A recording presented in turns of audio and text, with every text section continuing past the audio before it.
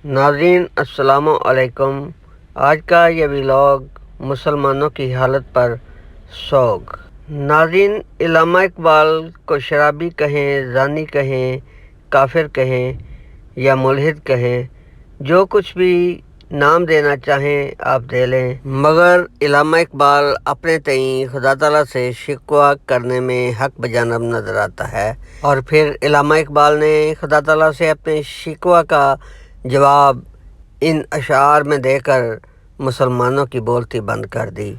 शोर है हो गए दुनिया से मुसलमान आबूद, हम ये कहते हैं कि थे भी कहीं मुस्लिम मौजूद, वज़ा में तुम हो निसारा तो तमद्दुन में हनूद, ये मुसलमान हैं जिन्हें देख के शर्माएं यहूद, यूँ तो सैयद भी हो, मिर्ज़ा भी हो, अफ़गान भी हो, तुम सभी कुछ हो, बताओ तो मुसलमान भी हो। नाज़रीन, अगर वाकई दुनिया में हकीकी मुसलमान मौजूद होते तो फ़लस्तीनी अरसा दराज से यूँ इसराइल के जुल्म की चक्की में न पिस रहे होते।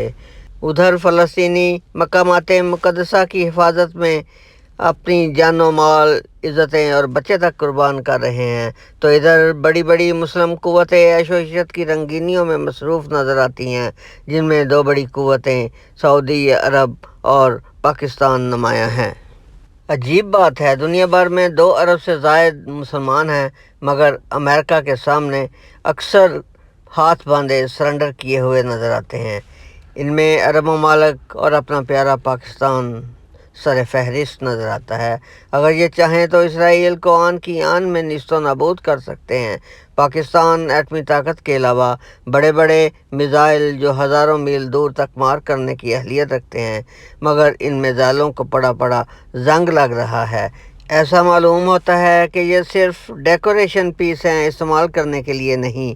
बस हर साल 14 अगस्त, 6 सितंबर या 23 मार्च यौम पाकिस्तान को इनकी खूबियाँ बयान कर कर के पाकिस्तानियों पे अमूमन और बाकी दुनिया पे खसूसन अपनी ढाक बरसाना मकसूद होता है। अगर अरब ममालिक को देखा जाए तो वो दौलत से माला माल तो ज़रूर हैं, मगर उनकी ये दौलत महज उनकी ख्वाबगाहें सजाने तक ही महदूद है, किसी नेक मकसद की खातर थोड़ी है।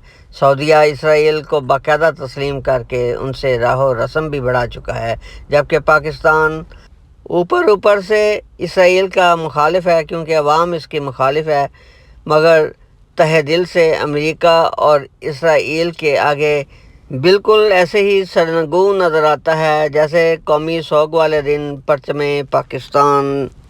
नाज़रीन, बस यूँ ही समझ लीजिए कि ज़बानबाजी की हद तक तो तमाम मुस्लिम क़ुव्वतें फ़लस्तीनियों के साथ हैं, मगर अमलन और कल्बन यहूदी और सहूनी क़ुव्वतों के तरफदार हैं, जिसकी वाज़ेह 2 मिसालें कुछ यूँ हैं। पाकिस्तान में इसराइल के ख़िलाफ़ एहतजाजी जलसे में इसराइल मुर्दाबाद के नारे बुलंद करने वालों को ज़दोकूब करके गिरफ़्तार कर लिया जाता है। उधर सऊदी अरब में भी खाना काबा के नौजवान इमाम को फ़लस्तीनियों के हक़ में दुआ करवाने के इवज़ नौकरी से फ़ारग कर दिया जाता है। ताहम तुर्की और ईरान ने सही मुसलमानी का हक़ अदा करते हुए फ़लस्तीनी मुसलमानों की न सिर्फ खुलेआम और सख्त अल्फाज में मज़म्मत की, बल्कि अमलन भी यहूदियों के ख़िलाफ़ फ़लस्तीनियों की मदद के लिए मैदान कारदार में उतरने के लिए तैयार हैं। अपने जनरल हाफ़िज़ साहब का कहना है कि मकामात मुक़द्दसा पर गैर कानूनी इसराइली कब्ज़े के ख़िलाफ़ फ़लस्तीनियों की हमायत जारी रखेंगे। फ़लस्तीनी अवाम को पाकिस्तानी कौम की मुसलसल सफ़ारती, इख़लाक़ी और सियासी हमायत हासिल है, मगर इस हमायत का फ़लस्तीनियों की सेहत पर कोई असर नहीं होने वाला। नाज़रीन, फ़लस्तीन जल रहा है। इसराइल फ़लस्तीनियों की तिक्का बोटी बनाकर मुसलमान मुल्कों को दिखा दिखा कर मज़े ले लेकर खाए जा रहा है, मगर हमारे डंग टपाऊ परवान मंत्री अपनी बयानबाजी करके चीनी सदर की तरफ दिए गए अशाइये में चीनी मुर्गन खानों से लुत्फ़अंदोज़ होने के लिए जा पहुँचे हैं। ये है हमारी फ़लस्तीनियों की हमायत और इसराइल की मुखालफत का हाल। काकर साहब चीनी सदर की इस दावत को भला क्यों का रद्द करते? सुना है काकर साहब को चूं चूं का मुरब्बा और ट्रें ट्रें की चटनी बहुत पसंद है। اور اگر انہیں وم کے گوشت کے کباب مل جائیں تو یہ ان کے لیے سونے پر سہاگا ہوتا ہے۔ ناظرین، انتہائی افسوسناک بات یہ ہے کہ اسرائیل نے نہ اسکول چھوڑے، نہ ہسپتال اور نہ ہی راہ گزاریں چھوڑی۔ جہاں جہاں بھی اسے نہتے فلسطینی نظر آئے ان پر گولہ بارود کی بچھاڑ کر دی۔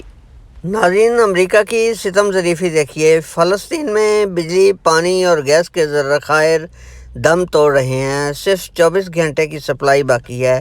ہاسپٹل میں مریض دم توڑ رہے ہیں۔ ادویات کی سپلائی روک دی گئی ہے۔ بچے بھوک سے بلک رہے ہیں۔ خوراک والے کنٹینرز کو بارڈر سے آگے جانے کی اجازت نہیں ہے، جبکہ UNO ابھی تک فلسطینیوں کی امداد کے سلسلے میں اپنی قراردادیں منظور کرنے میں لگا ہوا ہے۔ نہ جانے ان کی عملی طور پر مدد کرنے کا وقت کب آئے۔